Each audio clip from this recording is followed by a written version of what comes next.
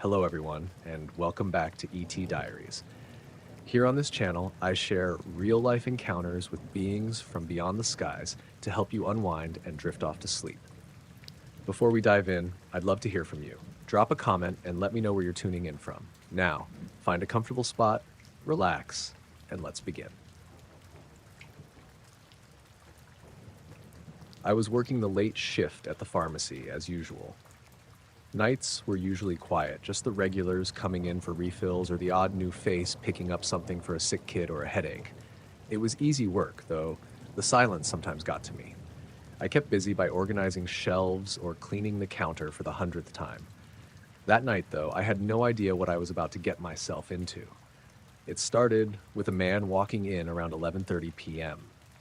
He looked normal enough at first, tall, thin, wearing a gray coat that seemed too big for him. He had a prescription slip in his hand and a strange, blank look on his face. When he got to the counter, he didn't say much, just slid the paper over to me and stood there, staring. I read the slip. It was for something called xylonactin. I'd never heard of it before, and I'd been a pharmacist for over a decade. The dosage instructions were strange, too. It said, take 2 capsules every 2.5 hours, avoid exposure to sunlight for 17 hours post-dose.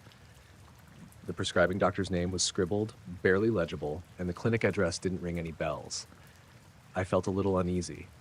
I don't think we carry this, I said, glancing up at him. He just nodded once, like he'd expected that. Then he said in a flat, monotone voice, can you order it? I'd need more information, I replied. Let me check our database. I turned to the computer, typing in the name of the drug. Nothing came up. Not a single hit. That was weird. Even experimental drugs usually had some kind of record. I told him as much, and he just nodded again. Okay, he said, and without another word, he turned and walked out. I chalked it up to some kind of prank or misunderstanding. Maybe he'd written the name wrong, or maybe it was one of those scam prescriptions you hear about sometimes. Either way, it wasn't worth losing sleep over. The next night, a woman came in. She had the same blank look, the same slow, deliberate movements. She handed me a prescription, and my stomach twisted when I saw it. It was for xylonactin, same dosage instructions, same barely legible doctor's name. Are you related to the man who came in last night? I asked. She tilted her head like she didn't understand the question. I don't know him, she said, but there was something off about the way she said it, like the words were rehearsed. I told her the same thing I told the man. We didn't have it, and I couldn't order it. She didn't argue, didn't even seem disappointed, just nodded and left. Over the next week, it happened 3 more times. Different people, same prescription. They all looked off somehow. Pale, like they'd never seen the sun, and their movements were stiff, unnatural. One of them came in wearing sunglasses at night. When I asked why, he said, light hurts my eyes.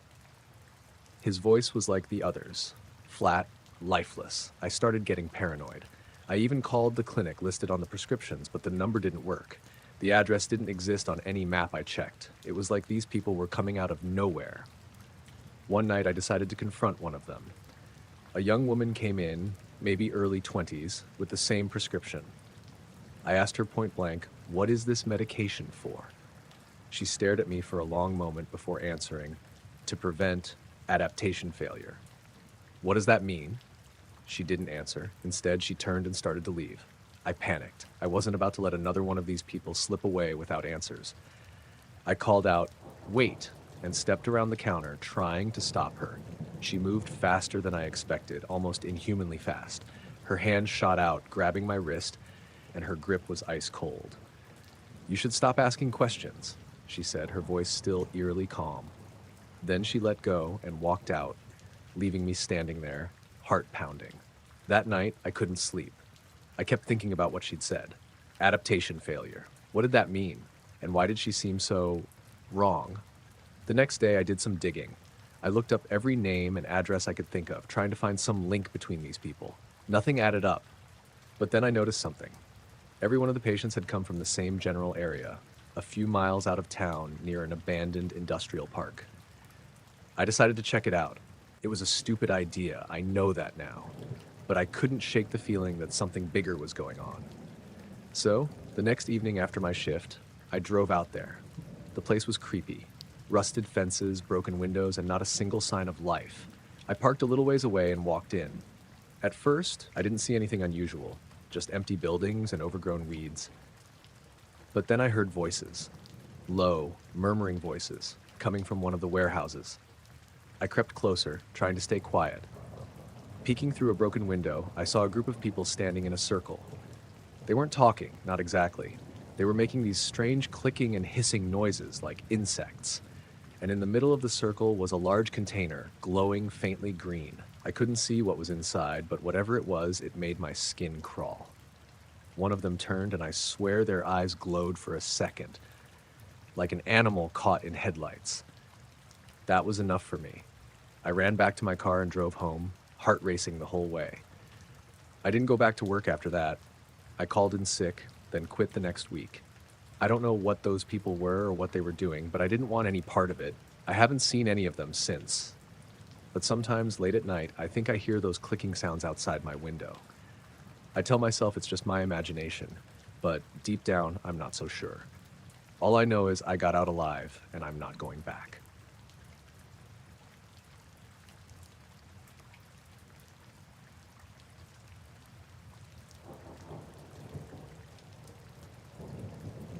It started with a dream.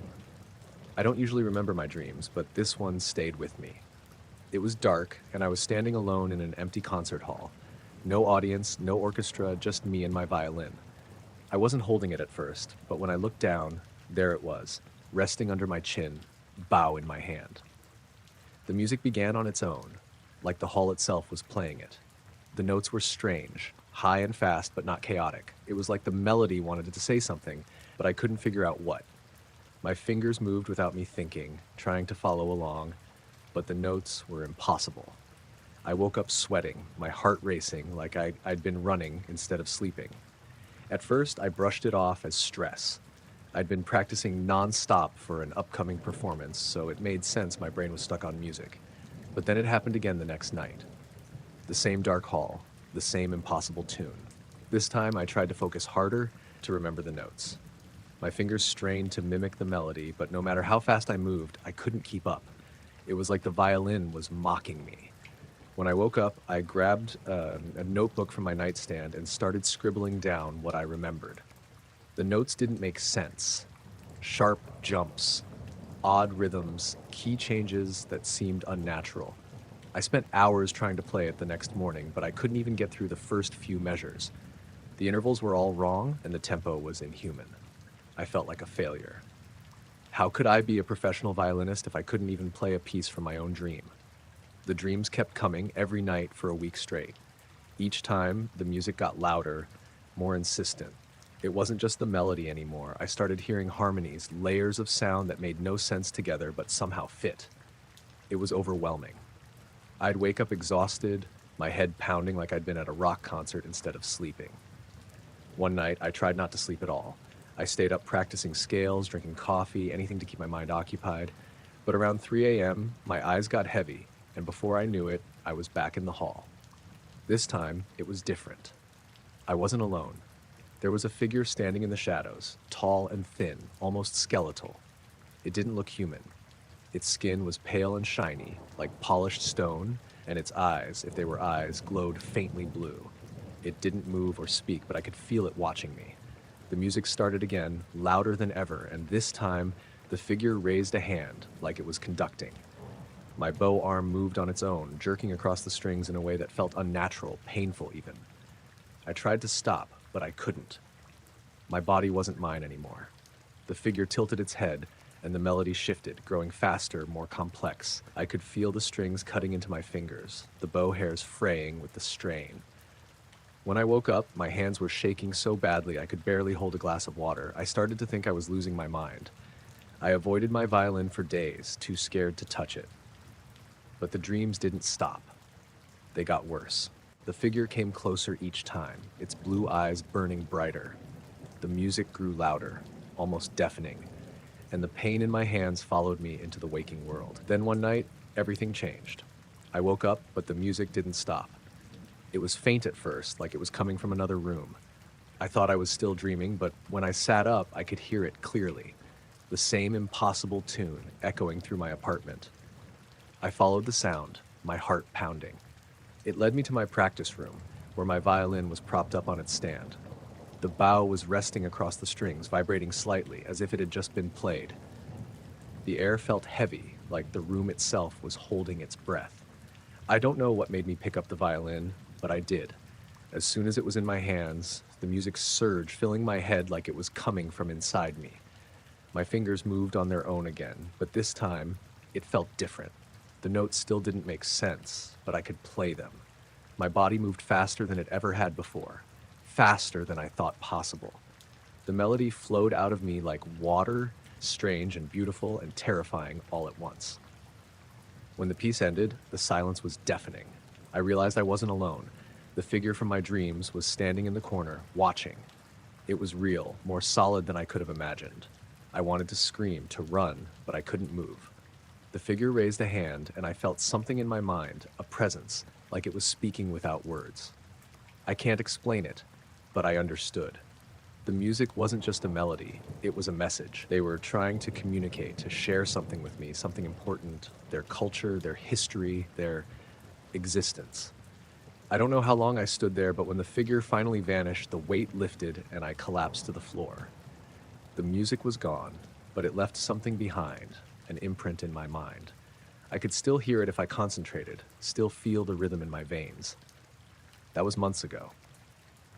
I haven't had the dream since, but the melody is still with me. I've started writing it down, trying to piece it together bit by bit. It's still impossible to play, at least not completely, but I'm getting closer. Sometimes, late at night, I feel like I'm being watched. I'll catch a glimpse of something out of the corner of my eye or hear a faint hum that reminds me of the music. I don't think they're gone, not really, but I don't feel afraid anymore. Whatever they were, they didn't want to hurt me. They just wanted to be heard.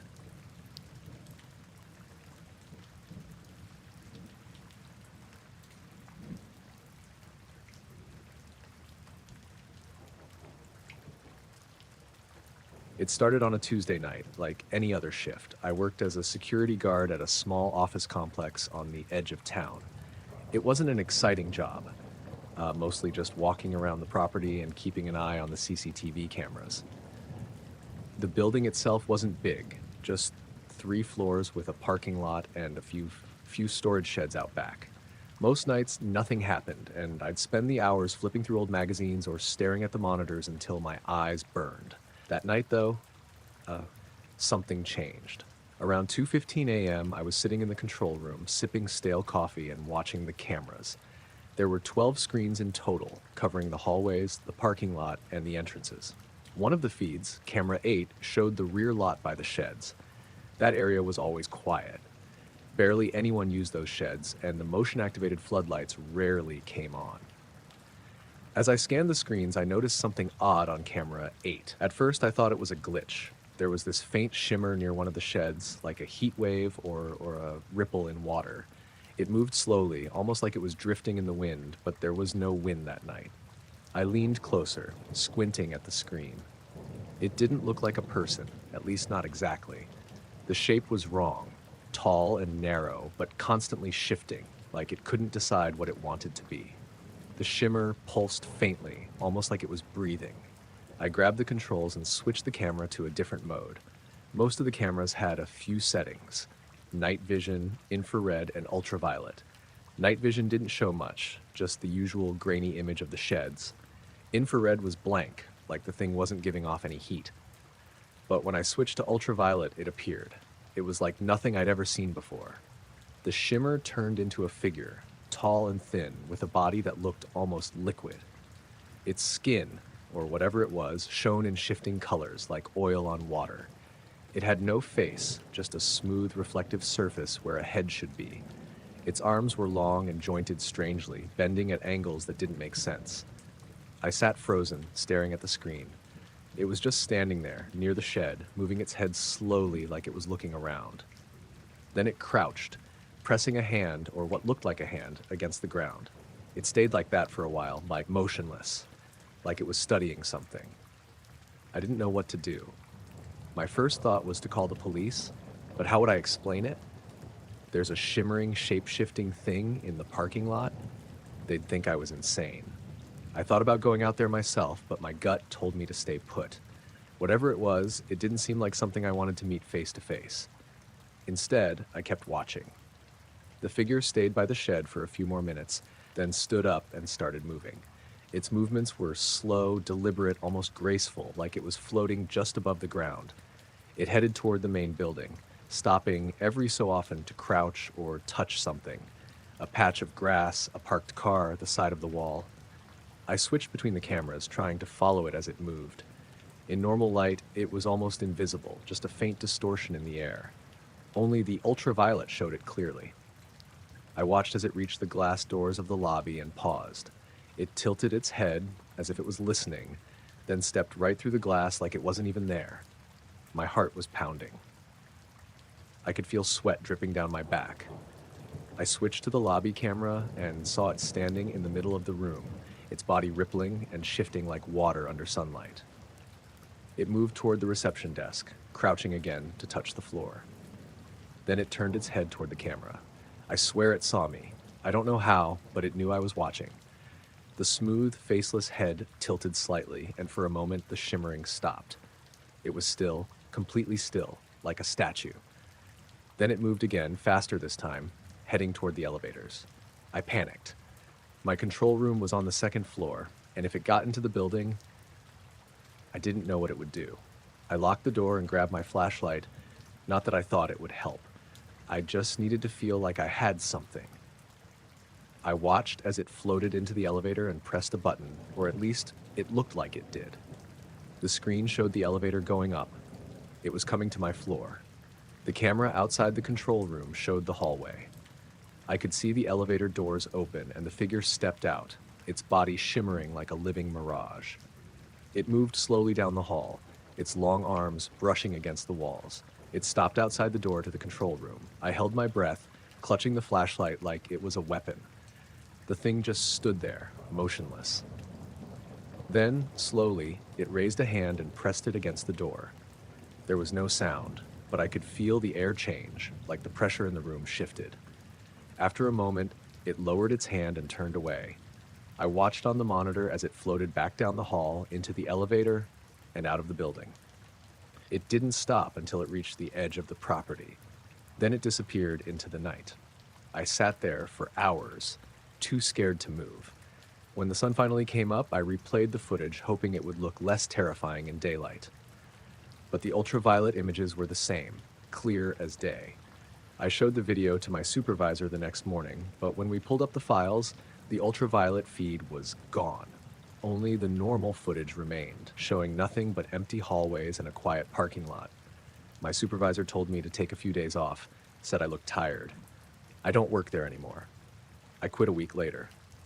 I couldn't shake the feeling that it wasn't the last time I'd see that thing. Sometimes, late at night, I catch a shimmer out of the corner of my eye just for a second. I don't know if it's my imagination or if it's still watching. All I know is I'm never going back to that building.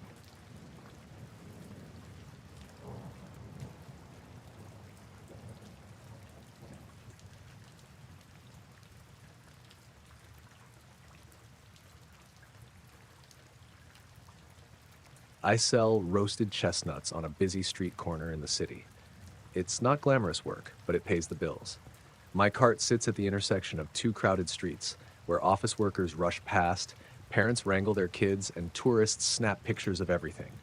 I like the noise and the movement. It makes the day go faster. Most people don't stick around long, just grab a paper bag of chestnuts, maybe smile, maybe nod, and keep going. But some nights, the crowd thins out, and things get strange. It started about 3 weeks ago. A man approached the cart, tall and thin, wearing a dark coat. He didn't say anything, just stood there, staring at me. His face was pale and his eyes were strange, too wide, too shiny. I thought maybe he didn't speak English, so I smiled and held up a bag of chestnuts. "One bag?" I asked. He didn't respond, just tilted his head slightly like he was studying me. Then he reached into his coat, pulled out exact change, and placed it on the counter. I handed him the chestnuts, and he walked away without a word. At first, I didn't think much of it. Plenty of people are quiet, especially in the city. But then, the next night, he came back. Same thing. No words, no expression, just exact change and that same intense stare. It wasn't just him either. 2 nights later, a woman showed up. She looked a lot like the man, tall, pale, with that same strange shine in her eyes. She didn't speak, just stared at me like I was a puzzle she was trying to solve. She paid with exact change and left without eating the chestnuts. That's when I started to notice something weird. These customers didn't move like other people. Their steps were too smooth, like they were gliding instead of walking. And their faces, they didn't have any of the little twitches or movements that make people look alive. They were too still, like mannequins. By the end of the week, there were more of them. Not every night, but often enough that I noticed. They always came alone, always silent, always with exact change. None of them ate the chestnuts, at least not that I saw. I started to feel uneasy, but I couldn't explain why. They didn't do anything wrong. They just stood there, staring. Then one night, something happened that I couldn't ignore. It was a slow evening, with barely anyone around. One of the quiet ones, a man in a gray scarf, came up to the cart. He reached into his pocket for change, but before he pulled it out, I had this strange feeling in my head. It's hard to describe. It was like a pressure, like someone was pushing on my thoughts, trying to dig through them. I froze, my hand hovering over the chestnuts. The pressure got stronger, and suddenly I wasn't just thinking my own thoughts anymore. I was thinking his thoughts too. Or maybe he was thinking mine. I couldn't tell. There weren't words exactly, just impressions, questions, curiosity. I felt like he was looking at my memories, flipping through them like pages in a book. I tried to speak, but my mouth wouldn't work. My mind felt like it was split open, and all my private thoughts were spilling out. I thought about my sister, who I hadn't called in weeks. I thought about the time I accidentally shortchanged a customer and felt too embarrassed to fix it. I thought about the scar on my hand from when I burned it on the cart stove. Then, just as suddenly as it started, the pressure was gone. The man handed me his coins, took the chestnuts, and walked away like nothing had happened. I didn't sleep that night. I kept replaying the moment in my head, trying to make sense of it. The way he stared at me, the way it felt like he knew me in a way no one ever should. I couldn't explain it, but I knew one thing for sure. These people weren't normal. Over the next few nights, I started watching them more closely. They never spoke to anyone, never stayed in one place for long. They didn't seem to interact with each other either. But every time one of them came to my cart, I felt that same pressure in my head. It was softer, less overwhelming, but still there. Like they were skimming the surface of my thoughts, not digging too deep. One night, I decided to test it. I thought about something random, an old cartoon I used to watch as a kid. I focused on the theme song, humming it in my head as I handed a bag of chestnuts to one of them. The figure tilted its head just slightly, like it had heard me. Then it walked away. I knew then that they were reading my thoughts. They didn't need to talk because they already knew what I was going to say. The realization made my skin crawl. What else had they seen? What else did they know? I started feeling paranoid. Every time I saw one of them, I tried to block out my thoughts, to keep my mind blank. But it's impossible not to think. The more I tried, the more I felt like they were in control, like they were leading my thoughts where they wanted them to go. One night, I couldn't take it anymore. A woman approached the cart, tall, pale, silent. I slammed my hand on the counter and said, "What do you want from me?" She didn't flinch. Her eyes met mine, and for a second, I felt that pressure again, stronger than ever. Then, just as quickly, it disappeared.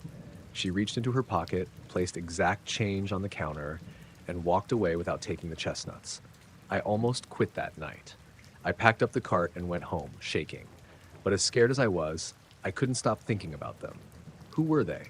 What were they doing here? And why did they keep coming to me? The next night, I decided to confront them. I waited until one of them showed up, a man in a black coat. When he handed me the coins, I grabbed his wrist. It felt cold, too cold, like touching ice. "Why are you here?" I asked. "What are you looking for?" He didn't speak, but I felt the answer in my head. It wasn't words exactly, but a feeling. Curiosity, observation. He wasn't here to hurt me, none of them were. They were just studying, watching how people lived, how we thought. They didn't understand speech, so they used thoughts instead. To them, it was normal, but to me, it felt like a violation. The man pulled his hand away and walked off without another word or thought. That was the last night I saw them. It's been 2 weeks, and they haven't come back. But I can't stop thinking about them, about the way they peeled back my mind like a book. They didn't hurt me, but they left something behind, a question I can't answer. What do we owe to privacy, to consent, when it comes to beings who don't see the world the way we do? I still sell chestnuts on the same corner, but every time I see a tall figure in the crowd, my heart skips a beat. I don't know if they'll come back, but if they do, I'll be ready. At least, I hope I will be.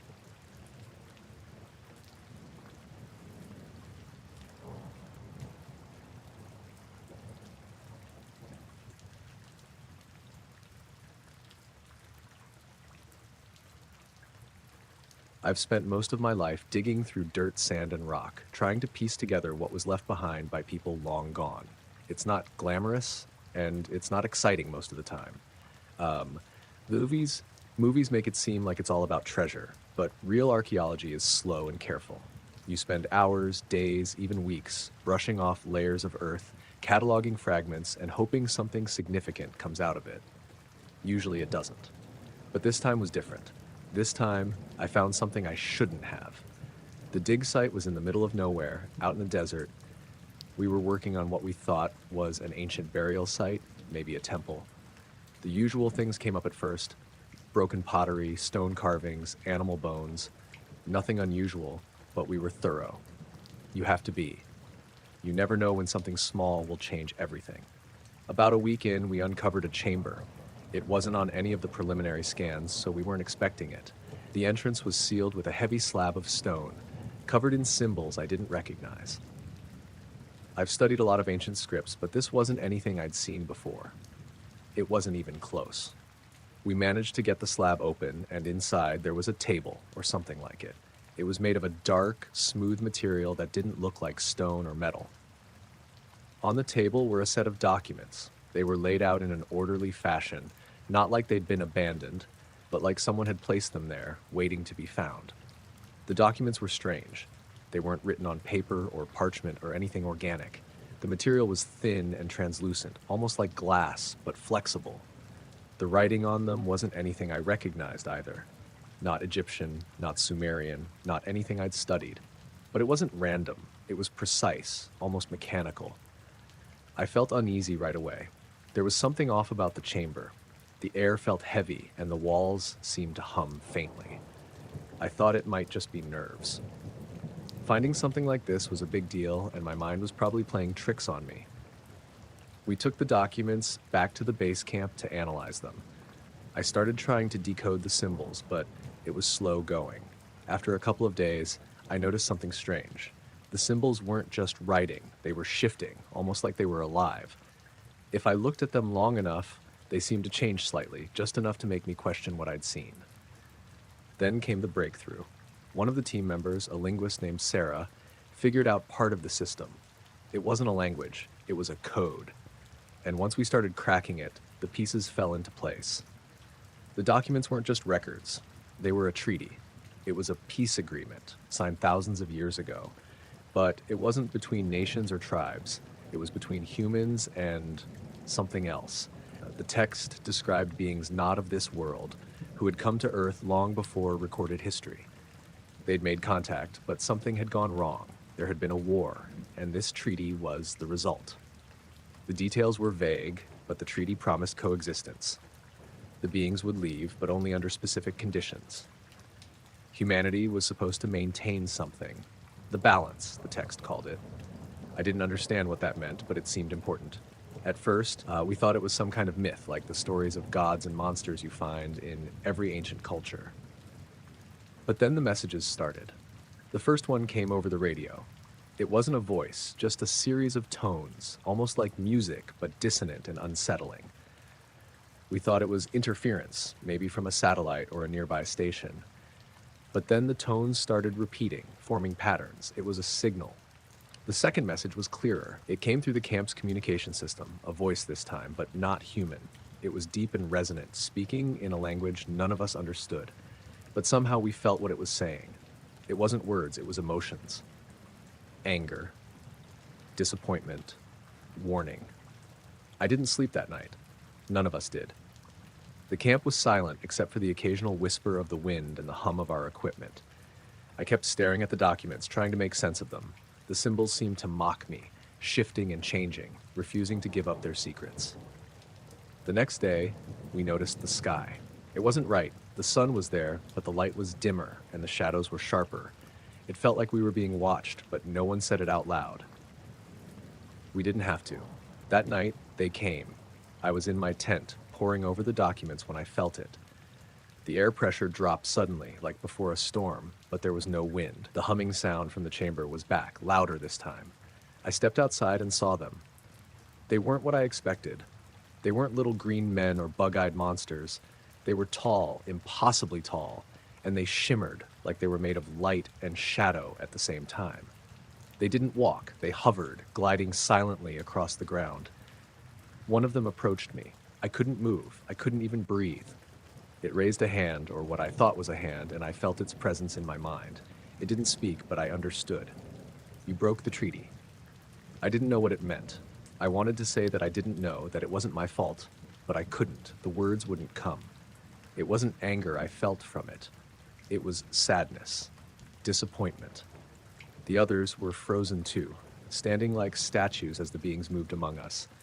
They didn't touch anything, didn't harm anyone, they just observed. Then, just as suddenly as they'd appeared, they were gone. The humming stopped and the air felt normal again. But we knew they weren't finished. We left the site the next day. We didn't pack up the camp properly, just grabbed what we could carry and drove out. No one spoke. We didn't have to. We all knew the same thing. The beings were watching, waiting. They weren't angry, not yet, but they were waiting for something. I don't know what happened to the documents. The organization that funded the dig took over, and we were told not to talk about what we'd seen. I don't know if anyone else will believe me, but I had to write this down. Maybe it's a warning, maybe it's just a record. But I know one thing for sure. They're still out there, and they haven't forgotten.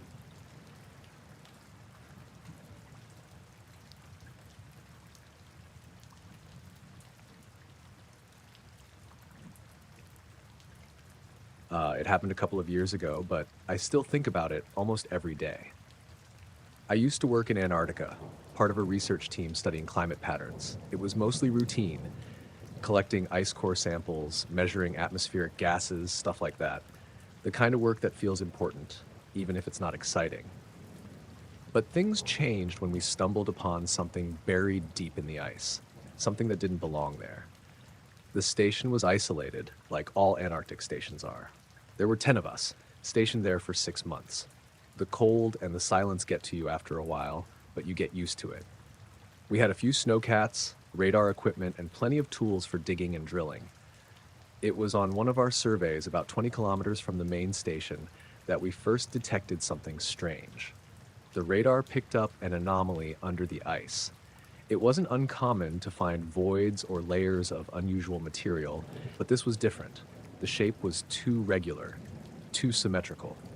It was buried deep, about 300 meters down.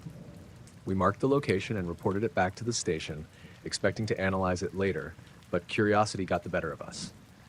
A team of 4, including me, decided to investigate. It took us 2 days to set up the equipment and start drilling. The ice was thick and hard, but we made progress. The deeper we went, the more we realized that this wasn't a natural formation. The radar showed sharp edges, angles that didn't occur in nature. By the 4th day, we broke through into a hollow space. At first, we thought it was a cave. The walls were smooth, almost polished, but they didn't feel like rock or ice. They had a metallic quality, but the material was cold, colder than the surrounding ice. The air inside was thin but breathable. We couldn't explain it. There was no sign of how the space had formed or why it hadn't collapsed under the weight of the ice above it. As we moved deeper, we found what looked like a structure. It wasn't big, maybe the size of a small aircraft hangar, but it was clearly artificial. The walls were covered in strange patterns, lines and symbols that seemed to glow faintly, pulsing like a heartbeat. None of us could figure out how it worked. There were no seams, no rivets, no obvious way it had been constructed. At the center of the structure was an object. It was large, about the size of a bus, and shaped like a teardrop. It had the same metallic sheen as the walls, but it seemed alive. Not moving exactly, but there was an energy to it, a hum that you could feel in your bones. We realized it wasn't just an object, it was a vessel. We didn't touch it at first. No one wanted to be the one to break something that had been buried for who knows how long. We took pictures, collected samples of the ice around it, and documented everything. But the more time we spent in the chamber, the more uneasy I felt. The hum wasn't just noise, it was like it was inside my head, resonating in a way I couldn't ignore. The decision to open the vessel wasn't ours. When we reported our findings, the higher-ups at the research organization sent instructions to proceed. They didn't tell us much, just that we needed to take a closer look. A team of engineers arrived within a week, bringing specialized equipment. That's when things started to go wrong. The engineers brought a cutting tool, some kind of high-powered laser, to breach the hull. As soon as they started, the hum intensified. It wasn't just sound anymore. It was a vibration that shook the entire chamber. The symbols on the walls began to change, shifting and rearranging themselves like they were reacting to what we were doing. I felt a pressure in my chest, like the air was being sucked out of the room. Then the vessel opened on its own. A seam appeared along its side, and the teardrop shape split apart. Inside there were pods, about a dozen of them, arranged in a circle. Each one was filled with a clear liquid, and suspended inside were beings. They weren't human. They were tall, with elongated limbs and smooth, pale skin. Their eyes were large and dark, and their features were sharp, almost insect-like. They didn't move, but they didn't look dead either. They looked preserved, like they were sleeping. The engineers didn't stop. They started taking samples from the pods, analyzing the liquid, trying to figure out what we were dealing with. But the more they disturbed the vessel, the more the hum grew. It was deafening by the second day, and the air in the chamber became almost unbearable. It felt charged, like a storm was about to break. On the third day, the beings woke up. I was in the main station when it happened. The team at the site radioed in, panicked, saying that the pods had opened and the beings were moving. The signal cut out before they could explain. We tried to reach them, but there was only static. A group of us suited up and drove out to the site, but by the time we got there, the chamber was empty. The vessel was still there, but the pods were open and the beings were gone. The engineers were gone too. There was no sign of a struggle, no blood, no footprints in the snow outside. Just nothing. We didn't stay long. The hum was still there, louder than ever, and the symbols on the walls were flashing now, cycling through patterns that made my head hurt to look at. We packed up what we could and left. In the weeks that followed, we started seeing things. Strange lights in the sky, shadows moving where there shouldn't have been any. Equipment malfunctioned constantly, and the animals in the area, seals, penguins, disappeared. Some of the team claimed they heard voices, whispers in the wind, but I never did. What I felt was worse, the sensation of being watched all the time, even when I was alone. Eventually, the organization shut the station down. They called it a logistical decision, but we all knew the real reason. Whatever we had uncovered, it wasn't meant to be found. I left Antarctica after that. I couldn't stay. The memories were too fresh, too raw. But even now, halfway across the world, I still feel it sometimes, that hum, faint and distant, like it's waiting.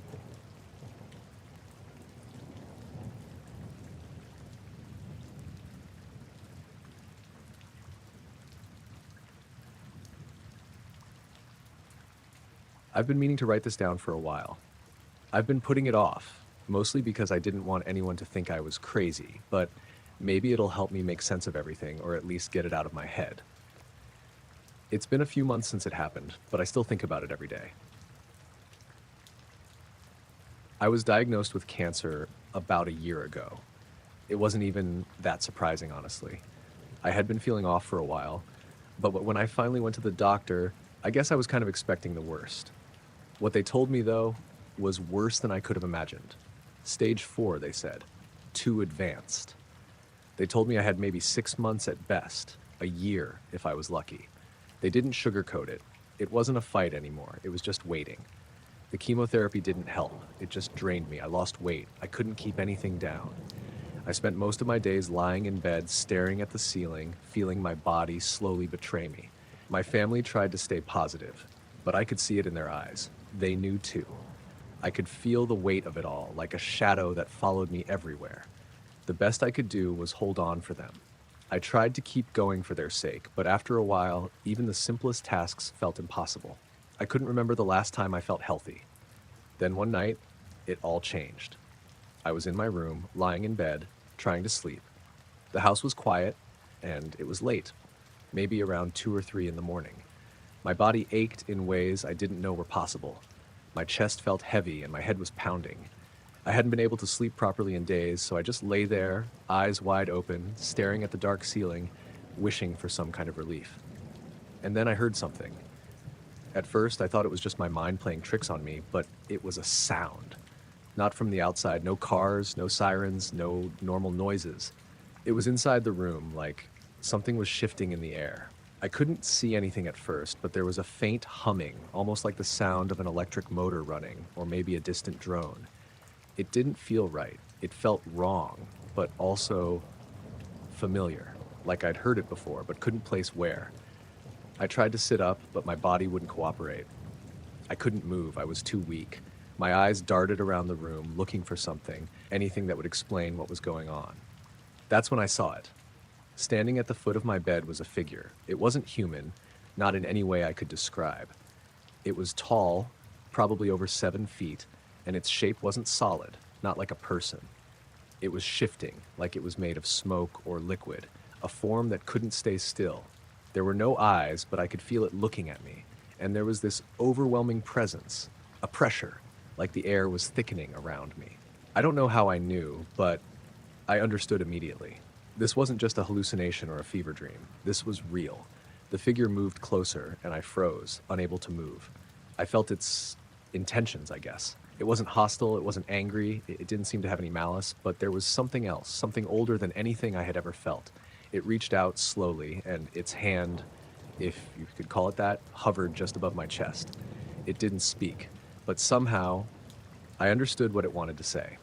It wasn't through words, not like how we communicate. It was just this knowing. It told me it could cure me. It said it could make the cancer go away, heal me completely. It was offering me a way out of the pain, out of the slow, miserable decline I'd been enduring. It was offering me life again. But there was a catch. I felt it right away. The catch wasn't something I could ignore, no matter how tempting the offer was. It wasn't just a simple cure. It was more than that.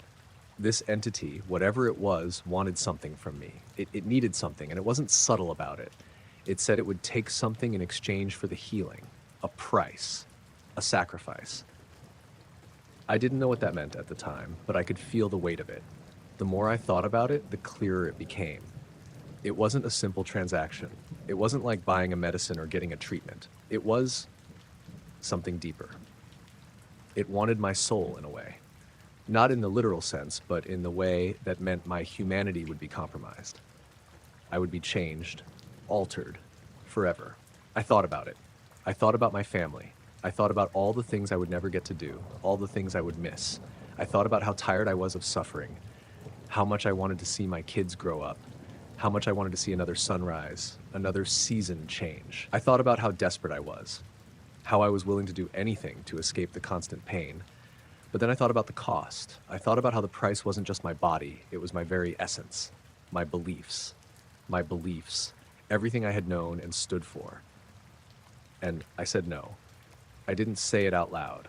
I didn't have to. I just rejected the offer. The figure paused for a moment, like it was considering something, weighing my response, and then, almost like it was understanding, it withdrew. The figure didn't vanish immediately, but it started to fade, the shifting form slowly dissipating into the air, leaving behind only the faintest trace of that strange hum. The room was quiet again, and I could move. I was still weak, but I could move my arms and legs again, and I sat up, feeling the cold sweat on my forehead. The next day, I went to the doctor, and for the first time in months, I got some good news. The cancer had shrunk. I was still sick, but it wasn't as bad.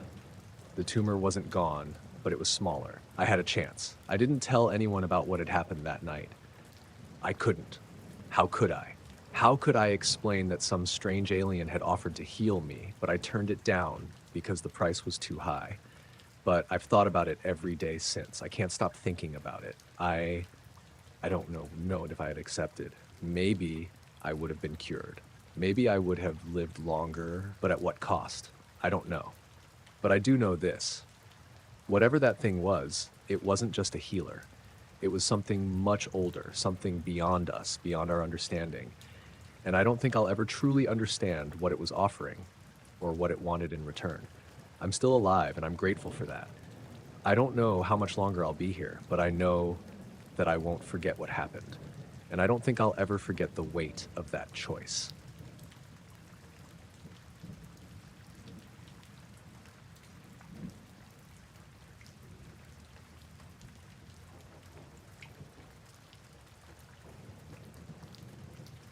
I never expected to get famous. I started posting videos just for fun like everyone else. It was simple stuff, outfits of the day, trying out weird food trends, little updates about my life. I wasn't trying to be anything special. I was just bored, and it felt like something to do. Then, one day, everything changed. It started with one video. I remember it because I almost didn't post it. It was just me talking about this strange dream I'd had. I don't even know why I decided to share it. In the dream, I was standing in a massive empty room with walls that glowed faintly blue. There were shapes in the distance, tall, thin figures that seemed to be watching me. I couldn't move, but I didn't feel scared either. It was like they were waiting for something. When I woke up, the details were already fading, but the feeling stuck with me. So I grabbed my phone and recorded a quick video about it. I thought it was weird enough that some people might find it interesting, but nothing more than that. The next morning, it had over 1 million views. At first, I thought it was a glitch. I refreshed the app a dozen times, but the number kept climbing. The comments were pouring in, thousands of them. People were saying they'd had similar dreams, that they'd seen the same blue room, the same figures. Others said the way I described it felt familiar, even though they couldn't explain why. That's when my follower count started exploding. Every time I refreshed, there were more. 10,000, 50,000, 100,000. Within a week, I was at 1 million.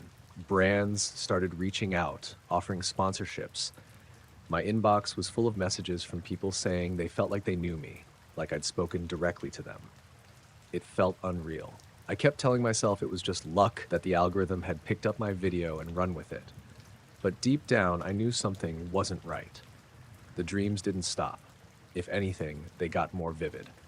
I started seeing the figures more clearly. They were tall, with elongated limbs and smooth, featureless faces. Their skin shimmered like it was made of liquid metal.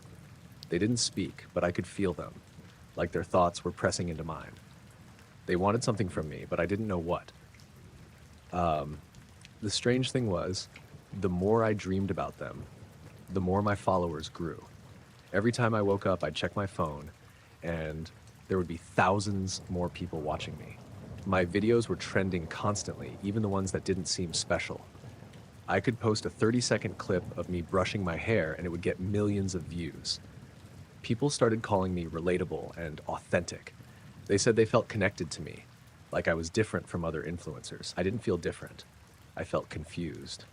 Then the messages started. At first, they were just weird comments on my posts, things like "they're watching" or "you're the bridge." I thought it was some kind of internet joke I didn't understand, but then I started getting emails. They didn't have subject lines or sender names, just blocks of text that didn't make sense. The connection is stabilizing. Do resist. Do not resist. You are the prototype, the others will follow. The message must be delivered. I deleted them, but they kept coming. No matter how many times I blocked the addresses, they always found a way through. One night, I woke up to a sound. It wasn't loud, just a faint hum, but it made my skin crawl. I looked around my room, but everything seemed normal. My phone was on the nightstand, the screen glowing faintly. There was a new notification, another email. This one was different. It wasn't text, it was a video. It started with static, then cut to a view of the blue room from my dreams. The camera was moving, like someone was walking through the space. The figures were there, standing in a circle, their heads tilted toward the camera. One of them raised a hand, and the screen went black. When it came back, I was in the video. Not a recording of me. Me, standing in the blue room, wearing the same pajamas I had on in bed. I was frozen, staring blankly ahead. One of the figures stepped closer, reaching out toward me, and the video ended. I threw my phone across the room. The next day, I tried to ignore it. I told myself it was just a nightmare, that my brain was messing with me. But when I opened the app, there was a new video on my account. I hadn't posted it. It was the same video from the email, the blue room, the figures, me standing among them. It already had 10 million views. I panicked. I tried to delete it, but the app wouldn't let me. Every time I refreshed, the views climbed higher. The comments were full of people saying they'd had dreams about the room, that they'd seen the figures too. Some of them said they'd seen me there. That was when I realized this wasn't just about me. I didn't know what to do. I thought about quitting, deleting my account, disappearing completely, but it didn't feel like that would stop anything. Whatever was happening, it was bigger than me. The dreams kept coming, but they were different now. The figures weren't just watching me, they were showing me things. Cities covered in light, strange machines that moved like they were alive, stars I didn't recognize.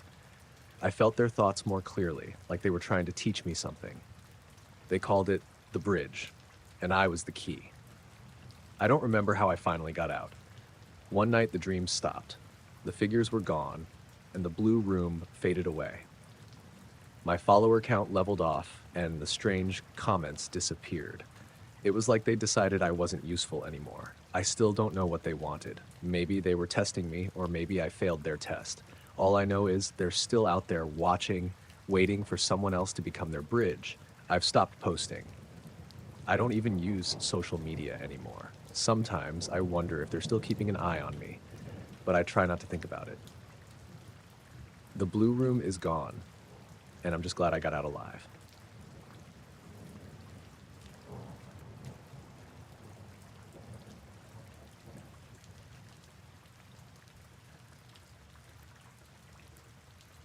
It's hard for me to even talk about this now, but I need to get it out. I never thought something like this could happen to me, and honestly, I wish it hadn't. But I'm writing this now because I need to remember what happened, even if it's something I'd rather forget. I'm a single mom. I have a 7-year-old son, Luke, and I'm just trying to make it day by day. Life's always been a bit of a struggle, but it's nothing I couldn't handle. I've had to work extra hard at times, balancing a job, taking care of Luke, keeping everything together. It wasn't always easy, but I made it work. We didn't have much, but we had each other, and that was enough. But then, everything changed. It started one night about 3 months ago. It wasn't anything special at first. I was sitting in the living room reading while Luke was asleep in his room. I had just finished a long shift at the diner where I worked, and I was looking forward to some quiet time. The house was dark except for the lamp next to me, and I was halfway through a book I had started when I heard something outside. I don't know why I even bothered getting up. It's a quiet neighborhood, and it's not like we get much traffic. But something about that noise, the way it was so out of place, caught my attention. It sounded like footsteps, slow and deliberate, but there was something strange about the rhythm. Almost mechanical. I tried to ignore it. Maybe it was just a raccoon or a neighbor, I thought. But then the light on the porch flickered. It's hard to describe what happened next, but I'll try. The light on the porch flashed 3 times, like someone was signaling. Then it went out. I stood up from the chair, heart pounding, and walked to the window, just to check. But there was nothing there. No one. The street was empty, and the only thing moving was the wind rustling the trees. I tried to shake it off. I figured it was just my mind playing tricks on me, or maybe the house was just old and the light needed replacing. So I went back to my book. But that's when it happened. A voice. It wasn't like a normal voice. It didn't come from outside or even from the air. It felt like it was coming from inside my mind, but it wasn't a thought of mine. It was clear, calm, and distant, but still close enough for me to feel it. "Do not be afraid," the voice said. I froze. I couldn't move. I couldn't even think. My heart was racing, but I didn't feel scared. I felt curious. The voice wasn't threatening. It was just there. "We need your help," it continued. You are the one we've chosen. I don't know how long I stood there, but it felt like forever. And then, as suddenly as it had started, the voice stopped. I snapped out of the trance I had fallen into and quickly turned on all the lights in the house. I didn't know what had just happened, but I felt shaken, like my brain was still trying to process it. I checked on Luke, who was still sound asleep in his bed, and then I grabbed my phone, trying to calm myself down. I thought I was going crazy. I even checked the news, thinking maybe I'd heard something about new technology or some kind of mental health issue, but there was nothing. I figured maybe I'd just been too tired, maybe the stress was getting to me. But it didn't feel like that. The next few days were strange, too. Little things started to happen that I couldn't explain. I kept feeling like I was being watched. I heard footsteps that weren't mine, whispers that didn't belong to anyone. And the weirdest part was that it felt like the house was changing. Not physically, but emotionally. Like the air was different somehow. One night, while I was making dinner, the voice came back. "We are here," it said, but this time it felt more present, more real. I didn't feel scared, but I was nervous. I didn't know what was happening. "We are in you." And then it hit me. This wasn't just a voice. Something was inside me. That's when it all became clear. The voice explained, in pieces, that they had chosen me, not by accident, but because of something inside me. It wasn't just a random selection. They had been watching, waiting, and they said I had the perfect qualities to help them. I wasn't sure what to believe at first. It felt too surreal to be true, but the more it spoke, the more I understood. The voice wasn't just one being, it was many. It was collective. They were a species far from Earth, and they had been observing us for years, and they needed someone like me to help them communicate with humans, to help bridge the gap between their world and ours. It wasn't that they were hostile, not at all. They needed empathy, human empathy. They said I was the right one because I had an ability to understand others, to feel what they felt, to connect. But it wasn't just about being kind or caring. It was deeper. They said that the emotions humans experience, especially the ones tied to love, pain, and fear, were the key to understanding them. I was supposed to become the host, the ambassador, so they could connect with humanity. But there was a price. I didn't understand at first. It wasn't like they were forcing me to do anything. But it became clear over time that the longer they were inside me, the more I would change. They weren't going to leave once they settled in. It wasn't just an exchange of knowledge. It was a bond, a merging. My personality, my emotions, my very sense of self would become intertwined with theirs. I didn't know what to do. There was so much going on in my life already. Luke needed me. He was my priority. How could I do this to him? How could I bring something alien into our lives? But at the same time, I understood. I felt this sense of responsibility, like I was meant for this, like I had no choice. The voice said I had a choice. It always said that. But it didn't feel like a choice. It felt like I had already been chosen, that my life was no longer just mine. I thought about the consequences. I thought about how Luke might react, about how the world would react. I thought about how much of myself I would lose. But in the end, I agreed. I didn't do it lightly, but I thought about it long and hard. I couldn't just turn my back on them, especially when I understood what they were trying to do. They weren't trying to take over the world or harm anyone. They needed someone who could connect with people, someone who understood how to help and communicate, and they said they would never hurt me. But the process was slow. I wouldn't see the changes immediately, but they would happen. It wasn't like an instant transformation, but I started noticing little things. My thoughts felt clearer, more focused. I could sense things around me in ways I hadn't before. Sometimes I would know what people were feeling before they even spoke. I could tell when something was wrong with Luke, even when he didn't say anything. The voice didn't speak as often, but I felt it in the back of my mind, always present, always watching. I'm still me, at least in some ways. But there are parts of me that have changed. I think differently now. I understand things in ways I didn't before. Sometimes I feel a little distant from myself, like I'm not entirely in control of my emotions. The alien presence inside me is there, like a quiet hum beneath everything I do. It's been hard. Balancing all of this with being a mother, with living my life, is exhausting. Some days, it's hard to tell where I end and they begin. But Luke is fine. He doesn't know what's happened to me, and I don't plan on telling him. I don't think he would understand. I still don't know what the long-term effects will be, but I guess I'll find out. It's too late to turn back now. I'm doing what I was chosen for, and somehow that makes it easier to bear. But every day I wonder if I made the right choice. In the end, it wasn't just about saving myself. It was about saving all of us.